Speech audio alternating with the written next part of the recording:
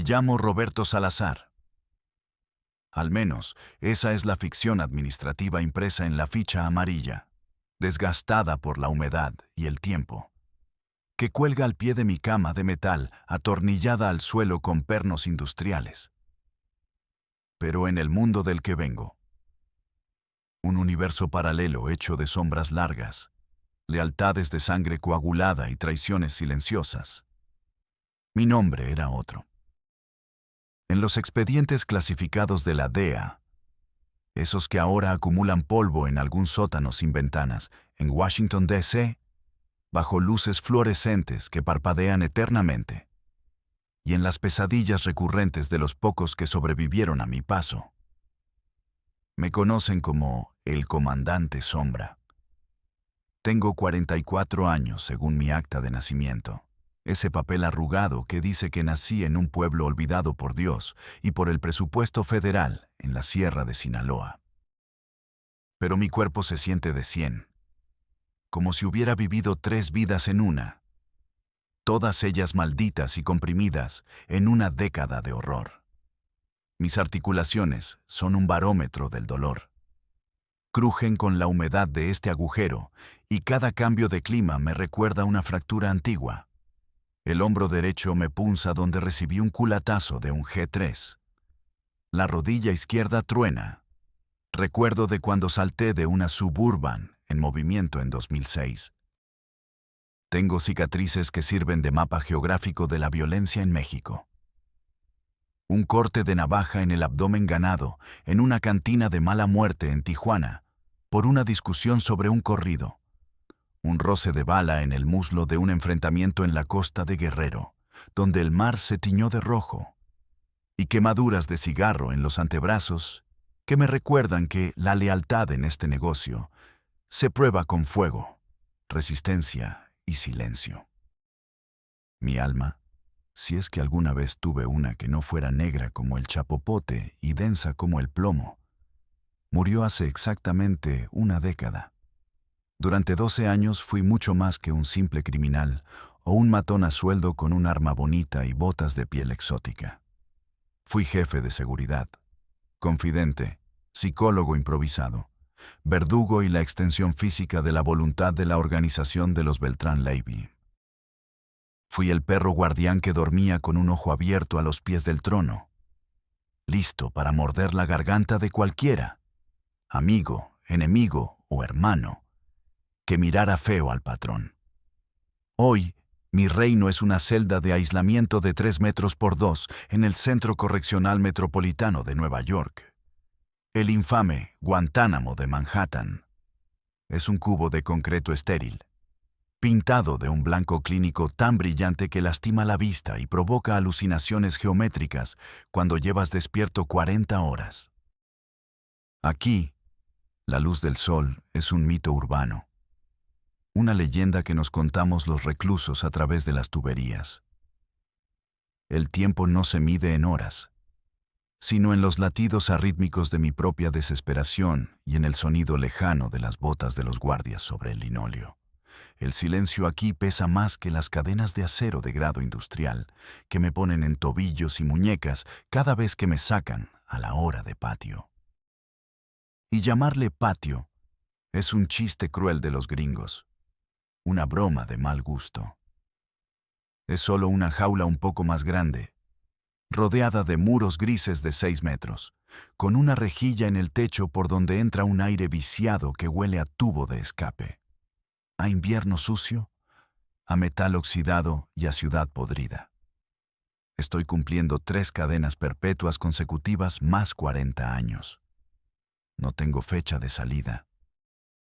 Mi única liberación llegará dentro de una bolsa de plástico negra con cierre hermético, cargada por 2 camilleros que ni siquiera sabrán mi nombre y que harán chistes sobre mi peso mientras me suben a la camioneta forense.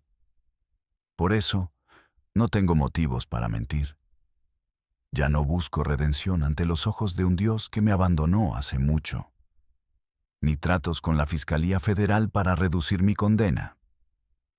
Ya no hay nada que reducir, ni beneficios carcelarios como una almohada extra o más tiempo de ducha. Solo quiero que el mundo sepa lo que mis ojos vieron antes de que se cierren para siempre en la oscuridad de esta tumba de concreto. Porque la historia oficial, la que leen en los periódicos y ven en las narcoseries glorificadas de Netflix, donde los actores son guapos y la sangre parece salsa de tomate, es una basura. Es una mentira bien empaquetada, diseñada para que ustedes, la gente de bien que paga impuestos y lleva a sus hijos a la escuela, duerman tranquilos pensando que el gobierno son los héroes de brillante armadura y nosotros los monstruos irracionales que merecían ser cazados como bestias. He decidido romper mi silencio hoy para desmantelar el mito más grande y grotesco de la llamada guerra contra el narco. Todo lo que les dijeron sobre la caída de Arturo Beltrán Leiva, el Barbás, el jefe de jefes, es una fabricación. Les vendieron la imagen cinematográfica de un capo acorralado que murió disparando hasta el último aliento. Un suicidio por combate. Una última resistencia heroica del villano. Falso. Yo estuve ahí. Yo estuve en los departamentos Altitude de Cuernavaca esa tarde fatídica de diciembre. Yo olí la sangre cobriza mezclada con el azufre de las granadas. Sentí el gas lacrimógeno quemándome las córneas hasta dejarme ciego y probé el sabor metálico del miedo más puro en mi boca. Y les digo esto mirándolos virtualmente a los ojos. Arturo no murió en el intercambio de disparos. Arturo no se suicidó. A Arturo lo capturaron vivo, herido, desarmado y suplicante. Y la Marina, la institución más respetada del país, lo ejecutó a sangre fría para luego montar ese teatro grotesco con los billetes ensangrentados sobre su cadáver. Fue un mensaje. No fue un operativo policial. Fue una ejecución de Estado, un sacrificio ritual para calmar a los dioses de la política y a los amos del norte. Y yo soy el último testigo vivo de esa carnicería. Parte prima. La semilla del diablo y la tierra seca. Seguramente se preguntan cómo un tipo como yo terminó siendo la sombra proyectada del hombre más poderoso de México. No nací con un cuerno de chivo bajo el brazo ni con el deseo intrínseco de matar. Nací en Guasave, Sinaloa, en una ranchería donde el calor derrite el asfalto y la esperanza se evapora antes del mediodía. Nuestra casa tenía techo de lámina de cartón que sonaba como una ametralladora calibre .50 cuando llovía, y el piso era de tierra apisonada que mi madre barría religiosamente cada mañana como si fuera el mármol más fino de Carrara. Mi padre era un agricultor honesto, un hombre de manos callosas, piel curtida como el cuero viejo y espalda doblada en forma de interrogación permanente. Se partía el lomo bajo el sol inclemente, sembrando tomate y maíz en tierras que no eran suyas, para que en la mesa hubiera frijoles, tortillas y, a veces, un poco de queso fresco los domingos. Yo era un niño normal, o eso me gusta creer. Me gustaba el béisbol. Jugaba de parador en corto en los llanos secos, levantando polvo con cada barrida. Quería ser ingeniero agrónomo, ¿saben? Me gustaban las matemáticas. Me gustaba ver cómo los números podían explicar el mundo, cómo el cálculo del agua y el fertilizante podía hacer brotar vida de la tierra seca. Pero la vida en el norte tiene sus propios planes, y la pobreza es una trampa pegajosa, un pantano del que pocos se escapan con las manos limpias. El punto de quiebre, el momento exacto en que Roberto, el estudiante prometedor, murió y la semilla del monstruo fue plantada, ocurrió cuando tenía 18 años. Mi madre, una santa mujer que nunca le hizo mal a nadie y que rezaba el rosario todas las noches por nosotros, enfermó. Empezó con un dolor en el vientre que trataba con tés de hierbabuena y cataplasmas, pero pronto se convirtió en gritos ahogados en la madrugada que atravesaban las paredes delgadas de nuestra casa. Cáncer de páncreas. Una sentencia de muerte lenta, agónica y dolorosa, diseñada para destruir no solo al paciente, sino a toda la familia. la honestidad de mi padre, de la que tanto se enorgullecía y que nos predicaba como el valor supremo. No sirvió para maldita la cosa cuando llegamos al Hospital General de Culiacán. El sistema de salud nos escupió en la cara con la burocracia más fría que puedan imaginar. Recuerdo estar en la sala de espera, con el olor a desinfectante barato, orina vieja y a enfermedad estancada. Mientras un doctor joven, con ojeras profundas y cara de aburrimiento existencial, nos decía sin mirarnos a los ojos que no había medicinas. La máquina de radioterapia está descompuesta desde hace 6 meses, joven, me dijo, revisando su reloj como si tuviera una cita de golf o algo más importante que la vida de mi madre. ¿Y los analgésicos opiáceos? Bueno, no hay en inventario. El gobierno estatal no ha surtido y la partida federal se desvió. Tienen que comprarlos por fuera. Son caros, muy caros. Una ampolleta cuesta lo que tu papá gana en un mes. Ver a tu madre retorcerse de dolor, verla consumirse hasta ser un esqueleto forrado de piel amarilla y translúcida, mientras los burócratas te piden dinero que no tienes, te cambia la química del cerebro. Te llena de un odio frío, negro, denso como el petróleo crudo. Intenté trabajar doble turno en la obra cargando bultos de cemento hasta que mis manos sangraban. Intenté pedir prestado a los vecinos que estaban igual de jodidos que nosotros. Pero las matemáticas de la pobreza son simples y brutales. Nunca alcanza. El sistema está diseñado para que te mueras en silencio. Tenía 19 años cuando un primo lejano, el Chato, se me acercó en el velorio. Estábamos viendo la caja de pino corriente donde descansaba mi madre. Un ataúd que tuvimos que pagar a plazos, firmando letras que no sabíamos cómo pagaríamos. El aire olía a velas baratas y a flores marchitas. El Chato llegó en una camioneta Cheyenne del año, con rines cromados que brillaban bajo la luna, botas de avestruz y oliendo a una mezcla de loción cara, pólvora y tabaco rubio. Se veía bien alimentado, fuerte, seguro. Todo lo contrario a mi padre, que lloraba en una esquina, derrotado. Me puso una mano pesada, llena de anillos de oro, en el hombro y me susurró al oído, con voz rasposa de quien ha gritado órdenes en el monte. Beto, ya deja de sufrir, cabrón. Mírate, estás en los huesos igual que ella. Hay jale en la sierra. Pagan en dólares, en efectivo, sin preguntas y sin impuestos. Solo tienes que manejar y callar. Con una semana de jale hubieras salvado a tu jefa. O por lo menos, no hubiera muerto gritando de dolor como un animal sacrificado. Esas palabras se clavaron en mi mente como astillas de vidrio hirviendo. ¡Hubieras salvado a tu jefa! La culpa me golpeó más fuerte que el duelo. No lo pensé. La desesperación y la rabia no te dejan pensar, solo te empujan al abismo. Acepté esa misma noche. Me subí a su camioneta dejando atrás a mi padre y al cadáver de mi madre. Al principio solo era Punto o Halcón. Me pasaba 12 horas parado en una esquina bajo el sol de Culiacán, con un radio de frecuencia corta y una botella de agua tibia, avisando si pasaban los verdes, el ejército, o los azules, la federal. Sin novedad en el 10-20, repetía como un mantra. Pasaron 2 rápidas por la Obregón con rumbo al sur. Era dinero fácil. Dinero manchado de sangre ajena, sí, pero que compraba comida y pagaba las deudas del funeral. Pero el hambre de poder, una vez que pruebas un poco, es insaciable. Parte principal.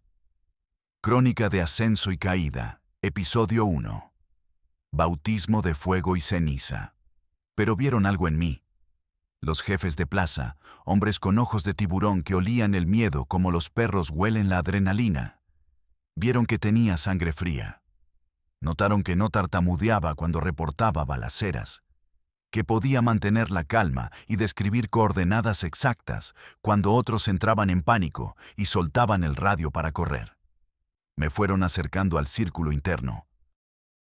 Me dieron un arma, una 9 milímetros vieja pero funcional, con el pavón desgastado por el uso de dueños anteriores que probablemente ya estaban muertos. Y llegó el día que marcaría mi destino para siempre. Recuerdo mi bautizo de fuego como si fuera una película en alta definición que se repite en mi cabeza cada noche antes de que el insomnio me gane. Fue en Culiacán, en la colonia Tierra Blanca, una zona conflictiva donde las calles son estrechas, laberínticas, y las miradas pesan como piedras sobre la espalda. Teníamos que limpiar una plaza de unos chapulines, traidores que cambian de bando o venden por su cuenta, que estaban calentando el terreno, vendiendo cristal sin el permiso y sin pagar la cuota del cártel. Íbamos en una Cherokee blindada, color negro mate.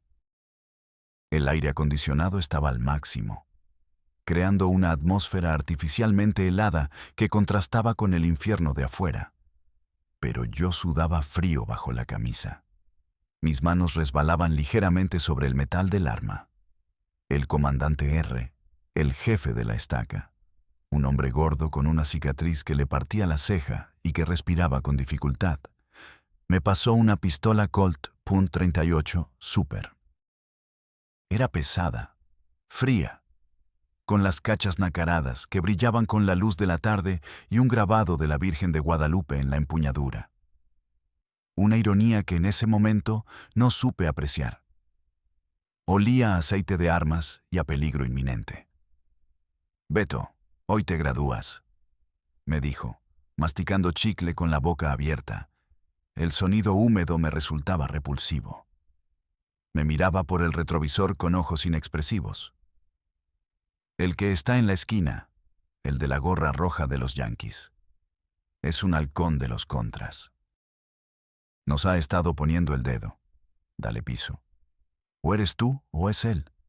Si te rajas, te quedas aquí tirado con él en la banqueta. Así funciona esto.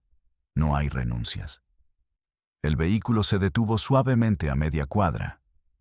El sonido del motor en ralentí me parecía el latido de un monstruo hambriento. Bajé. El calor húmedo de Sinaloa me golpeó como un mazo, asfixiante, cargado de polvo y smog. Pero mis manos, curiosamente, se secaron al instante. Caminé hacia él. El corazón me retumbaba en los oídos como un tambor de guerra tribal. Sentía que se me iba a salir por la garganta. Cada paso resonaba en el pavimento con un eco metálico.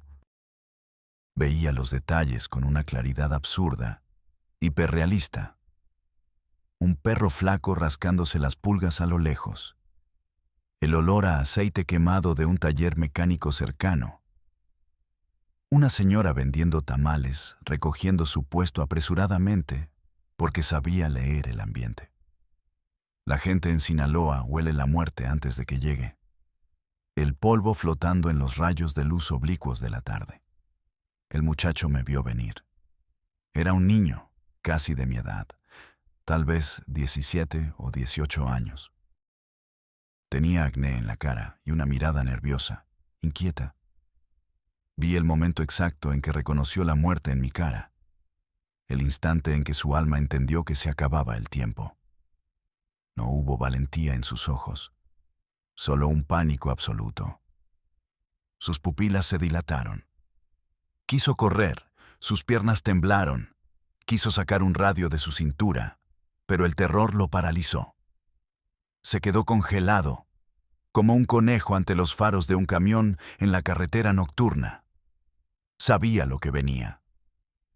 «No, compa, espera», gritó con la voz quebrada, levantando las manos vacías. «Solo estoy cuidando. Tengo familia». Esa súplica casi me detiene. Casi. Por una fracción de segundo, vi a mi hermano menor, vi a mis amigos de la escuela.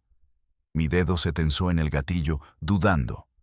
Pero entonces escuché el motor de la Cherokee acelerar levemente a mis espaldas. Era el recordatorio. Hazlo o muere. Levanté el arma. Pesaba 1 tonelada, pero mi brazo se bloqueó en posición.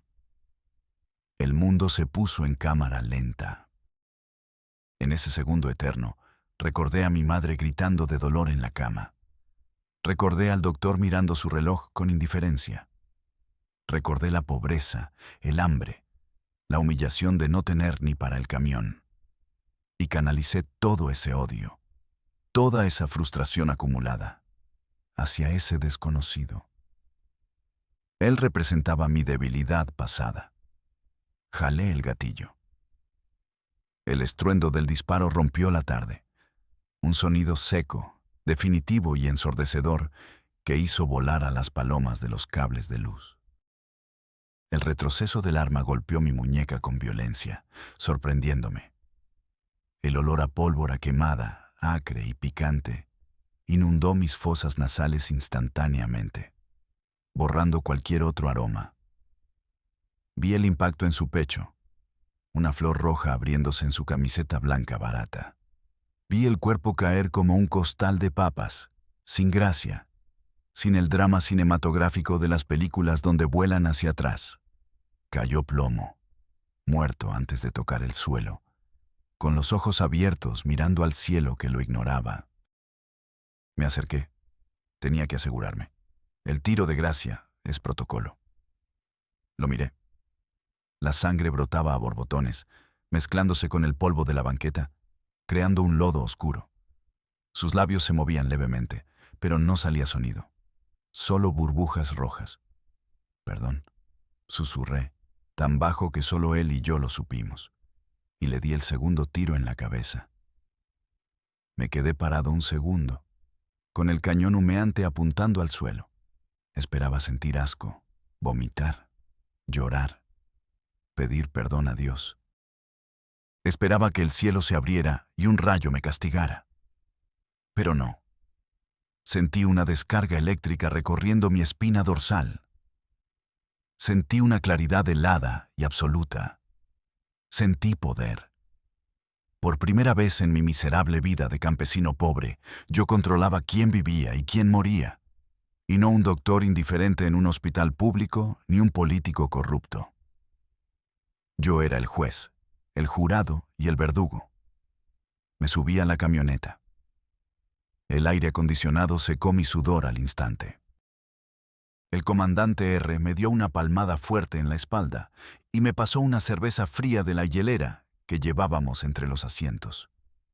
«Bienvenido a la familia Sombra», me dijo con una sonrisa torcida, destapando su propia cerveza.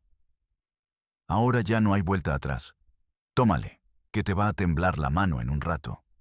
Es la adrenalina bajando». Ese día murió Roberto Salazar, el niño que soñaba con sembrar maíz, y nació el Sombra. El día que mi padre se enteró en lo que andaba, semanas después, me corrió de la casa. Me dijo con lágrimas en los ojos, temblando de rabia y vergüenza, que prefería un hijo muerto a un hijo narco. Yo le contesté, con la voz muerta de quien ya no siente empatía. Si hubiera sido narco antes, mamá seguiría viva y comiendo en esta mesa con las medicinas que necesitaban. Esa fue la última vez que hablé con él. Salí de esa casa y nunca miré atrás. Episodio 2. La revelación en la cima del mundo. Poco a poco fui subiendo la escalera de navajas. De sicario raso a jefe de estaca. De jefe de estaca a coordinador de logística. Aprendí a mover gente, a sobornar policías municipales con sobres amarillos abultados, a secuestrar sin dejar huella, a limpiar escenas del crimen con cloro y ácido industrial.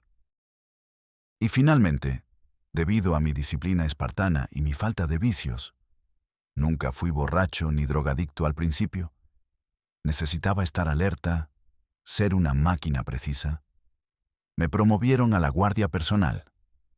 Ahí fue cuando entré a las ligas mayores y lo conocí a él. Arturo Beltrán Leiva. No era como los demás jefes de plaza que había conocido. Tipos vulgares, ruidosos y déspotas que disparaban al aire en las fiestas y golpeaban a sus mujeres. Arturo tenía una presencia que llenaba la habitación. Una gravedad propia como la de un planeta masivo que atrae todo hacia sí. Era alto, imponente, con esa barba bien cuidada que le daba el apodo. Siempre vestía bien. Ropa de marca Hugo Boss o Versace, pero no extravagante como los buchones de ahora que parecen payasos armados. No necesitaba gritar para ser escuchado. Cuando el Barbas hablaba, bajando la voz hasta convertirla en un susurro ronco, hasta el viento se callaba para oírlo. Tenía una mirada inteligente, analítica, de ajedrecista, pero también una sombra de crueldad absoluta que podías percibir si lo mirabas demasiado tiempo a los ojos. Él no nos veía como simple carne de cañón. Nos llamaba mis muchachos. Nos palmoteaba la espalda. Preguntaba por nuestras familias. Nos regalaba relojes Rolex de oro rosa. Nos daba un sentido de pertenencia.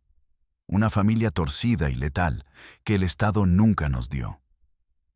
A su lado, la venda de mis ojos cayó completamente. Empecé a ver la realidad desnuda del negocio. La Matrix criminal, si quieren llamarlo así. Recuerdo una noche específica. El momento en que entendí que el mundo era una farsa.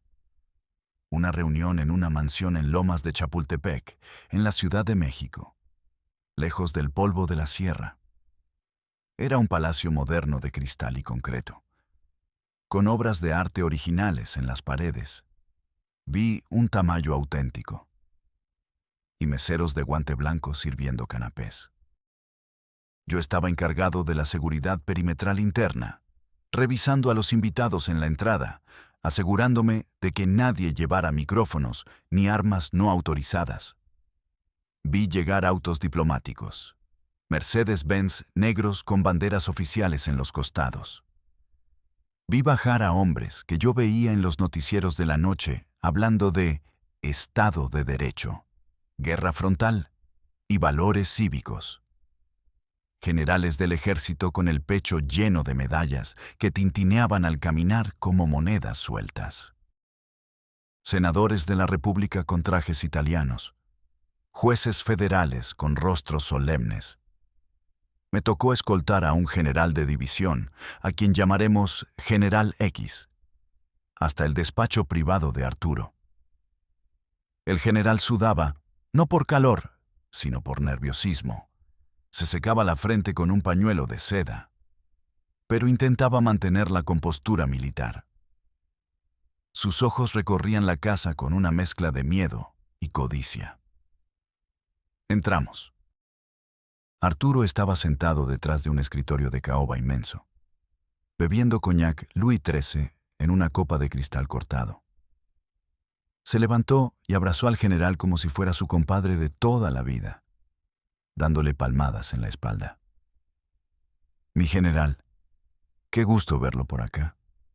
¿Cómo está la familia? ¿Le gustó el departamento en Miami que le conseguimos? La vista a la bahía es preciosa en esta época del año. Preguntó Arturo con una sonrisa encantadora, sirviendo una copa sin preguntar. Todo excelente, don Arturo. Muy agradecido. Mi esposa está encantada. Pero vengo porque hay presión. Mucha presión. Los gringos están jodiendo. Necesitan una captura importante para la prensa. Ya sabe, para justificar el Plan Mérida y que sigan fluyendo los dólares de ayuda. El embajador me tiene respirando en la nuca. Arturo asintió, comprensivo, como un CEO resolviendo un problema logístico menor. Caminó hacia la ventana y miró hacia el jardín. No se preocupe, general. Entiendo cómo funciona el juego. Le vamos a entregar a El Cholo de la Plaza de Guerrero. Ya se me estaba saliendo del huacal. Anda matando gente inocente y calentando la plaza innecesariamente. Es un lastre. Mande a sus muchachos el jueves a la casa de seguridad en Chilpancingo. Nosotros lo dejamos amarrado y con un moño de regalo. Ustedes llegan, tiran un par de balazos al aire para que parezca real. Se llevan la medalla. Los gringos se calman y aplauden. Y nosotros seguimos trabajando en paz. ¿Le parece? El general suspiró aliviado, tomando un trago largo de coñac. Me parece perfecto, Arturo. Siempre es un gusto razonar con usted. Ah, y Sombra, dijo Arturo mirándome, chasqueando los dedos. Tráele el presente al general. No queremos que se vaya con las manos vacías. Me acerqué con un maletín Samsonite rígido, que pesaba horrores. Lo puse sobre el escritorio y lo abrí. Los cerrojos hicieron un clic nítido en el silencio de la habitación. Adentro había $2 millones en billetes de 100, perfectamente empaquetados, con las bandas de la Reserva Federal intactas. El olor a dinero nuevo es inconfundible. Huele a tinta, a algodón, a químicos y, sobre todo, a poder absoluto. El general sonrió, sus ojos brillando con una codicia pornográfica. Pasó la mano sobre los billetes como si acariciara la piel de una amante. Cerró el maletín.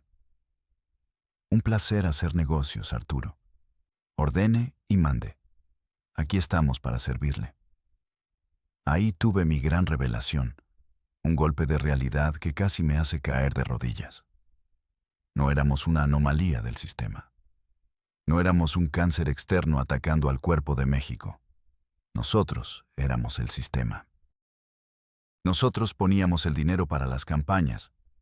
Nosotros manteníamos la economía a flote lavando dinero en bancos y constructoras. Nosotros decidíamos quién gobernaba en los estados. La línea entre ellos, el gobierno, la ley, y nosotros, el narco, el crimen, no existía. Era una ilusión pintada para el público, una obra de teatro sangrienta para justificar presupuestos millonarios. El cártel y el Estado eran dos cabezas de la misma hidra, alimentándose mutuamente de la sangre del pueblo. Me sentí asqueado, pero también invencible. Si el general estaba en nuestra nómina, ¿quién podía tocarnos? Episodio 3. El ascenso y la misión del silencio. Me convertí en su sombra, literalmente. Donde iba Arturo, iba yo. Aprendí a leer el lenguaje corporal mejor que un psiquiatra. Si alguien sudaba demasiado, si alguien tenía la mano en el bolsillo más tiempo del necesario, si alguien desviaba la mirada hacia la salida. Me volví paranoico, eficiente, letal. Pero no todo era cuidar. A veces había que limpiar. Y limpiar significaba ensuciarse las manos hasta los codos. Hubo una misión que definió mi estatus como el comandante sombra dentro de la organización. Fue en 2008, cuando la guerra con El Chapo estaba empezando a hervir y las lealtades se rompían como ramas secas. Nos enteramos, gracias a un soplón en la PGR, de que un contador de la organización, un tipo llamado Licenciado Pineda, estaba pensando en voltearse. Pineda manejaba la nómina de la Policía Federal. Tenía una laptop con un archivo Excel encriptado que contenía nombres, cuentas bancarias y montos de sobornos de altos funcionarios. Si esa laptop llegaba a los gringos, se caía el imperio y rodaban cabezas en los pinos. Sombra, encárgate, me dijo Arturo una mañana, mientras desayunaba fruta picada sin levantar la vista de sus papeles.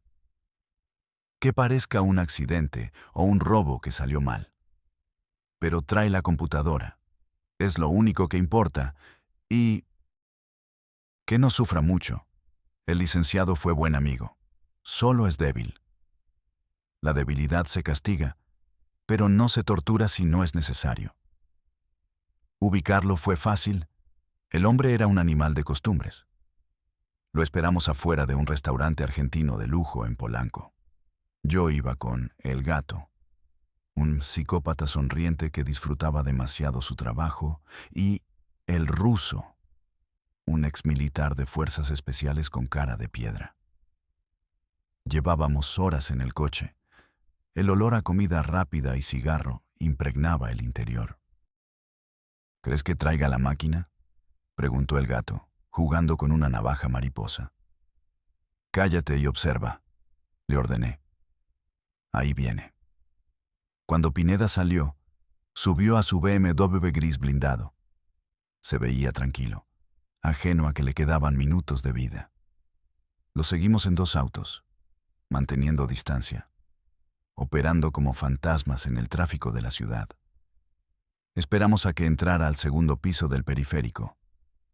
Era de noche, lloviznaba, el asfalto brillaba negro y resbaladizo.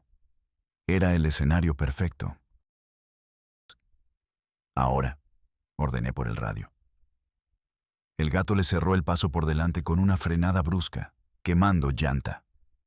Yo me le pegué por detrás, bloqueándolo. Pineda quedó encajonado en el carril de alta.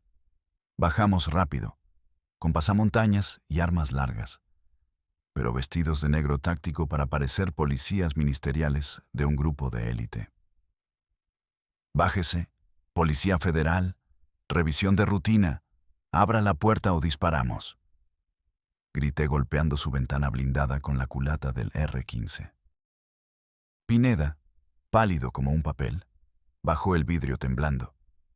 Sus ojos iban de un lado a otro buscando ayuda, pero los demás conductores solo aceleraban para alejarse. Nadie se mete en estas cosas. Soy abogado. ¿Qué pasa? Tengo influencias. Abrí la puerta. Corté el cinturón de seguridad con una navaja y lo saqué del cuello como si fuera un muñeco de trapo. Lo inmovilicé contra el cofre caliente de su auto. Ya sabemos que vas a cantar, licenciado, le susurré al oído. Y a los canarios se les corta la lengua. Se orinó en los pantalones. El olor a orina caliente se mezcló con la lluvia. Lo subimos a nuestra camioneta, encapuchado y esposado. Revisé el BMW. En el asiento trasero, en un maletín de cuero, estaba la laptop. La misión estaba cumplida, pero faltaba la parte final, la más difícil. Lo llevamos a un paraje desolado rumbo a la salida a Cuernavaca. Un camino de terracería lleno de lodo y basura. Bajamos al licenciado. Lloraba como un niño, moco y lágrimas mezclados en la capucha. Le quité la capucha. Quería que viera que no éramos monstruos sin rostro, sino sus antiguos socios. Licenciado, tomó el camino equivocado, le dije mientras él caía de rodillas en el lodo, bajo la lluvia incesante que borraba nuestros pecados momentáneamente. Tengo hijos, Beto. Por favor. Te conozco. Sé que eres tú. Fuimos a comer juntos. Tengo hijos pequeños, suplicaba, agarrándose de mis botas, ensuciándolas de barro. Todos tenemos a alguien, Pineda, pero tú apostaste a traicionarnos. El gato quería usar un cuchillo. Se le veía en los ojos ansiosos. Pero lo detuve con una mirada. Arturo había pedido piedad. Le di un solo tiro en la nuca, rápido, limpio. El sonido fue amortiguado por el trueno de una tormenta lejana. Cayó de cara al barro. Su cuerpo tuvo un espasmo final y luego quedó inmóvil. Sentí una punzada en el estómago, no de culpa, sino de hastío. Otro muerto más. Otro fantasma para la colección que ya empezaba a pesarme en el sueño. Recogí el casquillo caliente para no dejar evidencia balística y nos fuimos. Le entregué la laptop a Arturo esa misma noche. Él la destruyó con un martillo frente a mí, golpeándola con furia hasta que solo quedaron pedazos de plástico y silicio, y luego quemó los restos en la chimenea. Buen trabajo, hijo, me dijo mirando el fuego. Duerme tranquilo. Salvaste a mucha gente hoy. Si esa lista salía, hubieran matado a familias enteras. Esa era la lógica retorcida con la que vivíamos. Matar a uno para salvar a muchos corruptos. Y yo, en mi estupidez y ceguera, me la creí. Episodio 4. La culminación. El infierno en altitud de pero nada, absolutamente nada en mi vida de violencia. Me preparó para el 16 de diciembre de 2009. Cuernavaca. Los departamentos Altitude. Un complejo residencial de lujo. Torres blancas que se alzaban hacia el cielo como dedos acusadores, con piscinas color turquesa, gimnasios de última generación y seguridad privada en la entrada. Pensábamos que éramos intocables ahí. Habíamos llegado buscando perfil bajo. Arturo estaba cansado, paranoico. Veía traidores en cada sombra. Llevaba días sin dormir bien, consumiendo grandes cantidades de drogas para mantenerse alerta, desconfiando hasta de su propia sombra. El Barbas ya no era el estratega frío de antes. Era un león acorralado y herido. Esa tarde, el aire se sentía pesado, metálico, cargado de estática eléctrica, como antes de una tormenta de verano. Estábamos en el departamento del piso alto. Arturo, el grande, y un puñado de nosotros, la guardia de hierro, los más leales, los suicidas. Estábamos comiendo algo rápido. Tacos traídos de la calle en bolsas de plástico grasientas, con las armas largas sobre la mesa de cristal de diseño italiano y los cargadores apilados como ladrillos de construcción. Había una calma tensa. Nadie hablaba mucho. Solo se oía el zumbido del refrigerador y la respiración pesada de Arturo. De repente, el cielo se rompió. No fue un aviso gradual. No hubo sirenas de advertencia ni llamadas de nuestros halcones. Fue un asedio bíblico instantáneo. El rugido de las aspas de los helicópteros hizo vibrar los vidrios templados hasta casi estallarlos. Un sonido grave y pulsante que se sentía en el pecho, en los huesos. Eran Black Hawks de la Marina Armada de México, pájaros de acero negro descendiendo sobre nosotros. ¡Al suelo!, grité instintivamente, tirando mi taco. Se escuchó el sonido de cuerdas de rapel golpeando los balcones y luego el golpe sordo de las botas tácticas aterrizando en la terraza. Eran decenas, tal vez cientos. «Nos cayeron, jefe. Son los marinos. Es la CEMAR», grité cargando mi rifle R-15 modificado con mira holográfica y lanzagranadas. Sentí cómo el estómago se me iba a los pies, un vacío helado que me recorrió todo el cuerpo. Sabía que esta vez no era un arreglo. Venían con todo. Venían a matar. No había maletines con dinero que pudieran parar esto.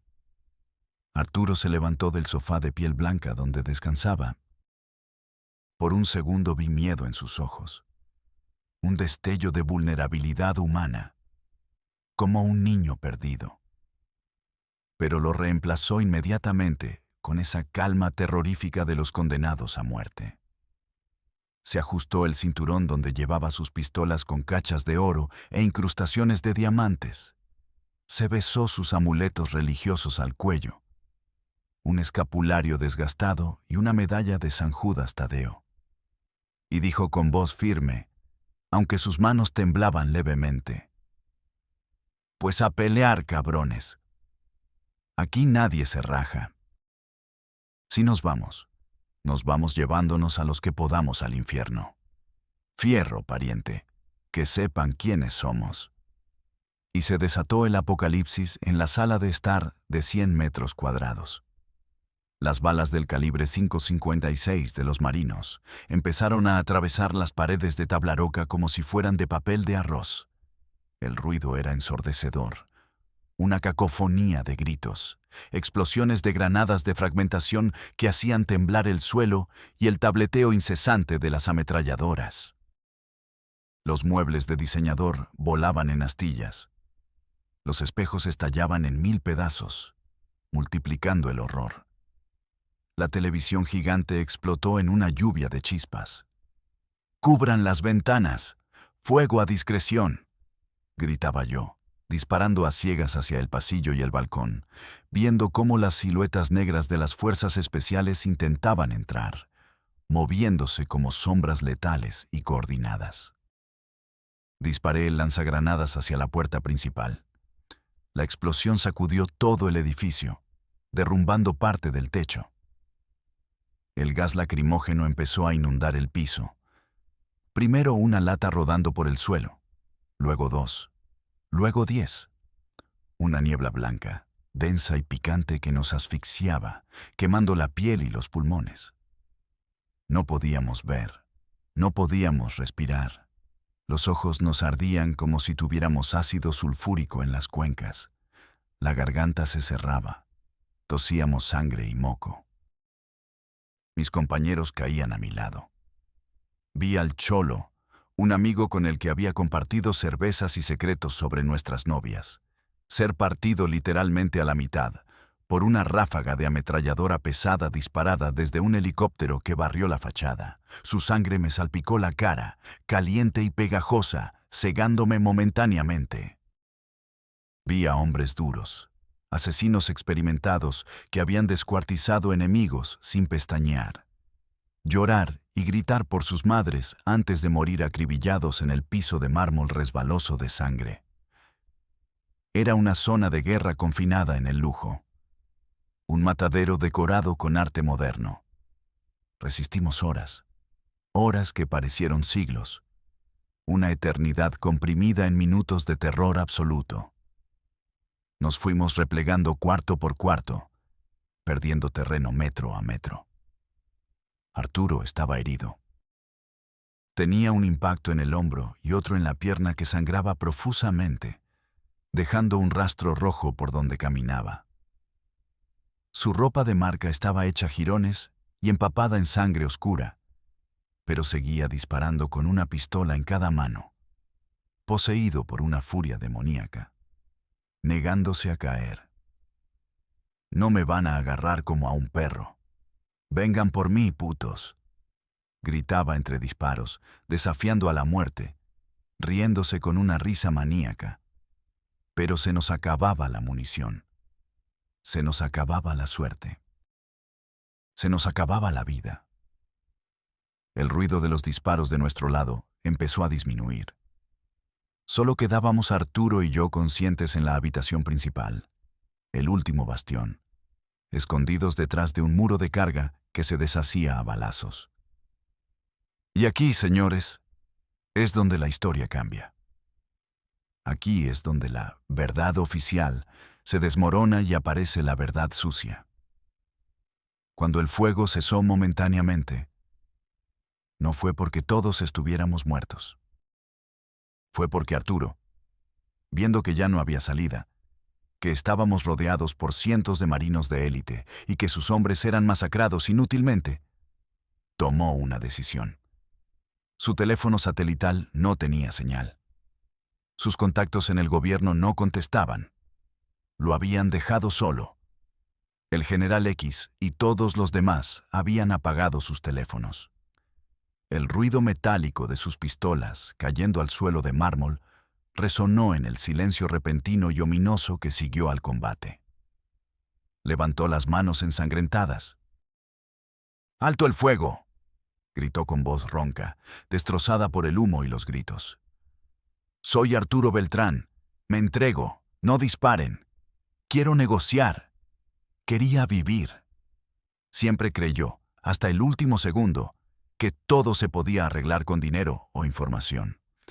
Quería vivir, tal vez para seguir peleando desde la cárcel con sus abogados, o para comprar su libertad como tantos otros capos lo habían hecho antes.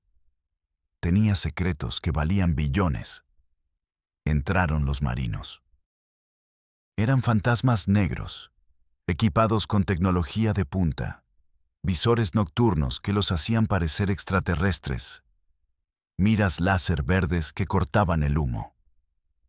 Se movían con una precisión quirúrgica que daba miedo.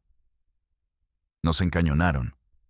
A mí me dieron un culatazo en la cara con la culata de un rifle que me rompió el tabique nasal. Sentí el crujido del hueso y la sangre caliente bajando por mi garganta, ahogándome. Me tiraron al suelo, presionando una bota táctica en mi cuello, aplastándome la tráquea, y me esposaron con cinchos de plástico tan fuerte que sentí que me cortaban la circulación de las manos. Desde el suelo, con la visión borrosa por la sangre y las lágrimas del gas, vi todo. Fui testigo de la historia real, esa que borraran de los informes. Vi cómo levantaron a Arturo a empujones. Estaba jadeando, apoyado en una pared blanca ahora manchada de rojo abstracto. Estaba desarmado. Estaba herido. Estaba vulnerable. Ya no era el jefe de jefes. Era solo un hombre derrotado y traicionado. Un oficial entró en la habitación. No era un soldado raso.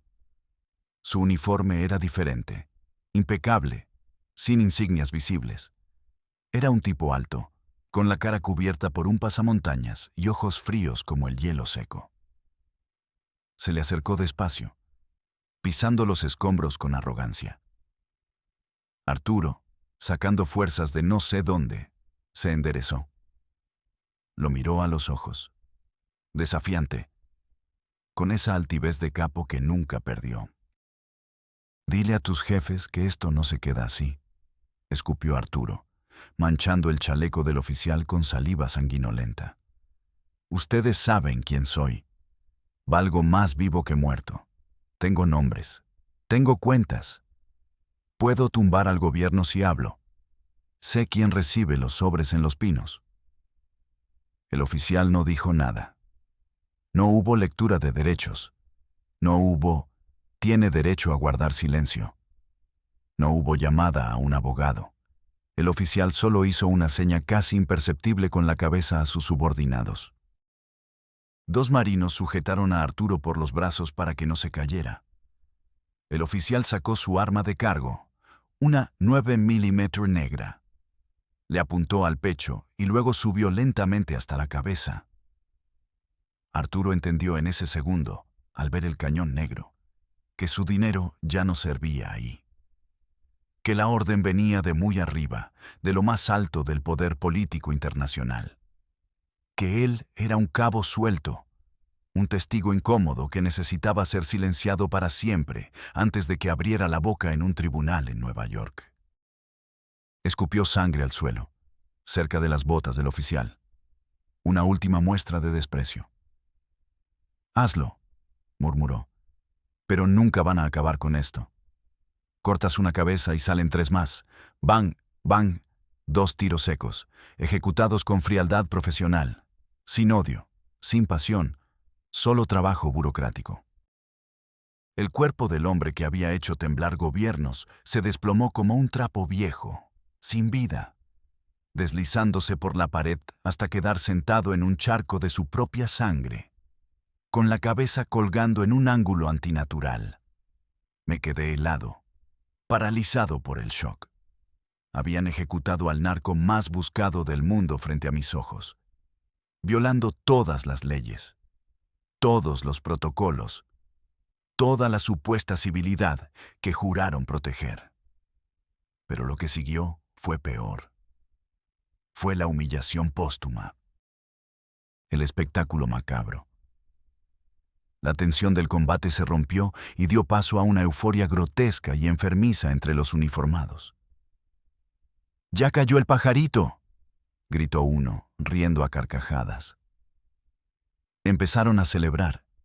Sacaron las bolsas tácticas que teníamos preparadas para la huida, llenas de fajos de dólares y euros.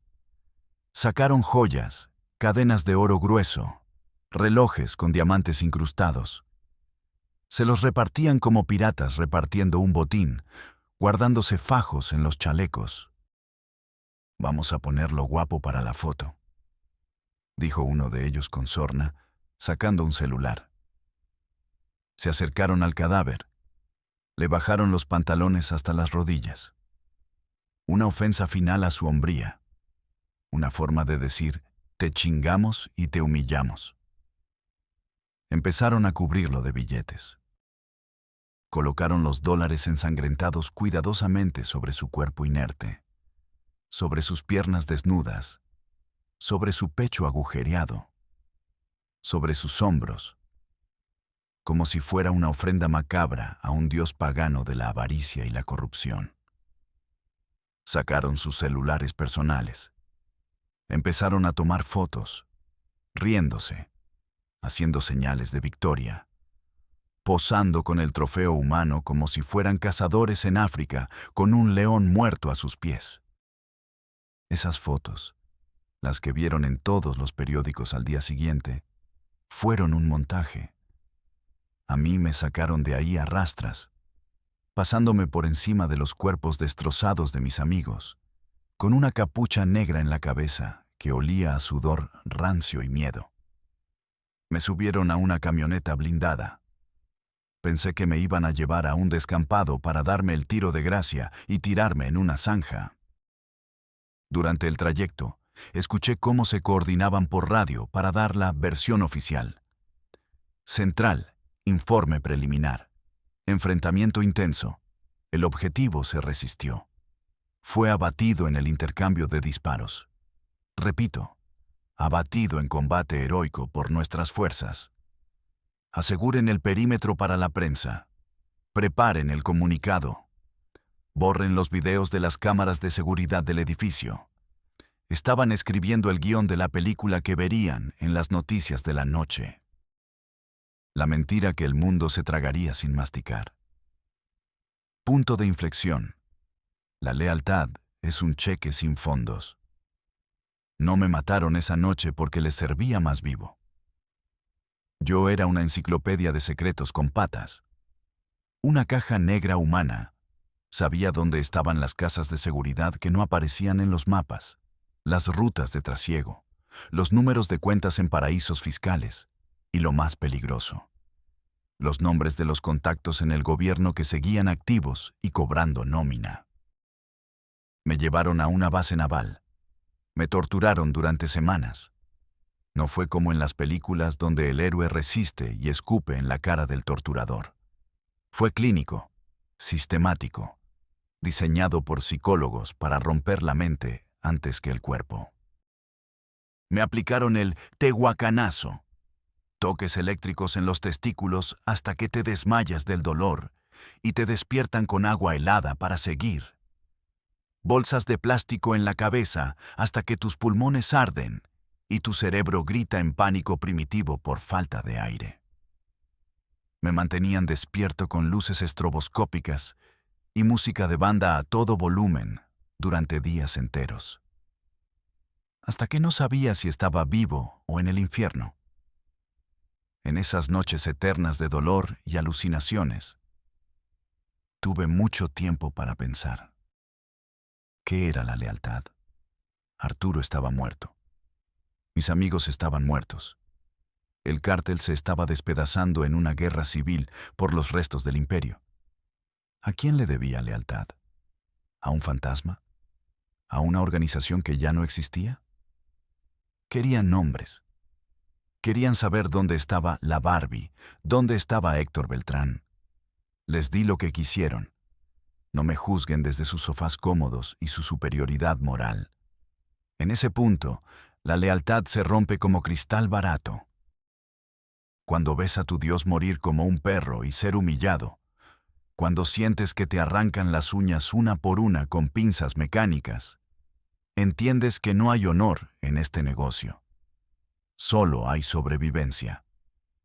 El código de silencio es una mentira romántica que nos contamos para sentirnos soldados. Pero al final, somos ratas en un barco que se hunde y sálvese quien pueda. Yo decidí salvarme, aunque fuera para vivir en una jaula. El pacto se rompió para mí esa noche en Cuernavaca.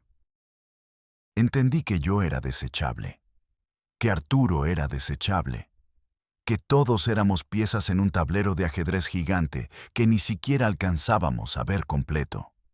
Después de que me exprimieron como a una naranja, cuando ya no tenía nada más que ofrecer, me entregaron a los americanos como un trofeo de consolación. Fue mi salvación, irónicamente. Aquí en Estados Unidos soy solo un número, un recluso de alta peligrosidad, un asset de inteligencia quemado. Pero al menos no estoy en una fosa común en Morelos, siendo devorado por los gusanos y el olvido. Epílogo. Mensaje a la generación perdida. Llevo años aquí, en esta caja de concreto. Tengo acceso limitado a noticias y veo cómo el mundo sigue girando sin nosotros. Veo cómo hablan de nuevos capos, de nuevas guerras. El cártel Jalisco Nueva Generación, los Chapitos, la familia michoacana. Nombres nuevos, marcas nuevas, logotipos diferentes. Pero la misma sangre derramada, el mismo negocio maldito, la misma complicidad del Estado. Y veo a los chavos. Veo a los morros de 15, 16 años en TikTok e Instagram, escuchando corridos tumbados que glorifican esta vida, soñando con ser el próximo Arturo Beltrán o el próximo Chapo. Los veo posando con armas de juguete, presumiendo fajos de billetes falsos, soñando con las camionetas blindadas, las mujeres operadas, los tigres de mascota y el poder absoluto. Creen que es un videojuego. Creen que la muerte tiene respawn. Y me dan ganas de gritarles hasta romperme la garganta. Me dan ganas de atravesar la pantalla, agarrarlos por los hombros y sacudirlos hasta que despierten de ese sueño estúpido y suicida. Quiero decirles la verdad brutal, sin filtros, sin música de banda de fondo, sin autotune. Por eso estoy hablando. Por eso decidí contar esto, aunque sé que pone precio a mi cabeza incluso aquí dentro, donde los tentáculos de la mafia llegan a través de pandillas carcelarias. Quiero que entiendan algo fundamental. El glamour es una mentira. El poder es una ilusión óptica. Al final del día, no importa cuántos millones de dólares tengas enterrados en bidones en el desierto de Sonora, no importa cuántos sicarios te cuiden con lanzagranadas, cuando el verdadero poder, el poder del Estado, decide que ya no les sirves, que eres un estorbo político o que necesitan un trofeo para las elecciones, te aplastan como a una cucaracha. Te ejecutan desarmado. Te humillan bajándote los pantalones y luego se ríen de tu cadáver mientras suben las fotos a internet para ganar likes. Mírenme a mí. Fui el comandante Sombra, temido en 3 estados, respetado por asesinos despiadados. Tenía relojes que costaban más que la casa donde crecieron mis padres y donde viví mi infancia. Tenía gente que decía que moriría por mí. ¿Y qué tengo ahora? Un inodoro de acero inoxidable sin tapa que hiela la piel cada vez que me siento. Una hora de patio en una jaula donde solo veo un cuadro de cielo gris. Comida que sabe a cartón húmedo y a desesperanza. Y el recuerdo tormentoso de los gritos de mis amigos muriendo entre el humo. El recuerdo de los ojos de Arturo, llenos de incredulidad y rabia, antes de que la bala le atravesara el cráneo. Y sobre todo, el rostro de ese niño en Culiacán, mi primera víctima, que me visita todas las noches en mis pesadillas para preguntarme, ¿valió la pena, Beto? ¿Por esto me mataste? La respuesta es no. Nunca vale la pena. Ni por todo el oro del mundo. Si estás escuchando o leyendo esto y eres joven, si piensas que puedes entrar al juego y salir ganando, que tú vas a ser el más listo, el mero vergas que no van a atrapar, eres un estúpido. Eres carne muerta caminando. Los monstruos que ustedes temen, los sicarios con máscaras de calavera en las noticias, somos solo los títeres, los muñecos de trapos sangrientos. Los verdaderos monstruos, los dueños del circo, usan corbata de seda, firman decretos, comen en los mejores restaurantes de Polanco y Washington, y dan las órdenes de ejecución desde oficinas con aire acondicionado. Y ellos nunca pierden. Nosotros siempre ponemos los muertos, la sangre, el dolor de nuestras madres y nuestra libertad. Mi vida se acabó el día que acepté ese primer trabajo para pagar las medicinas de mi madre. Ahora solo soy un cadáver que respira, un fantasma atrapado en concreto, esperando que el tiempo, o una enfermedad, o una navaja afilada en el patio por orden de alguien que no olvido, termine lo que la Marina empezó en Cuernavaca hace 10 años. No sigan mis pasos, no busquen la sombra, porque en la sombra no hay nada más que frío, soledad eterna y muerte. Y esa, amigos míos, es la única, absoluta y maldita verdad.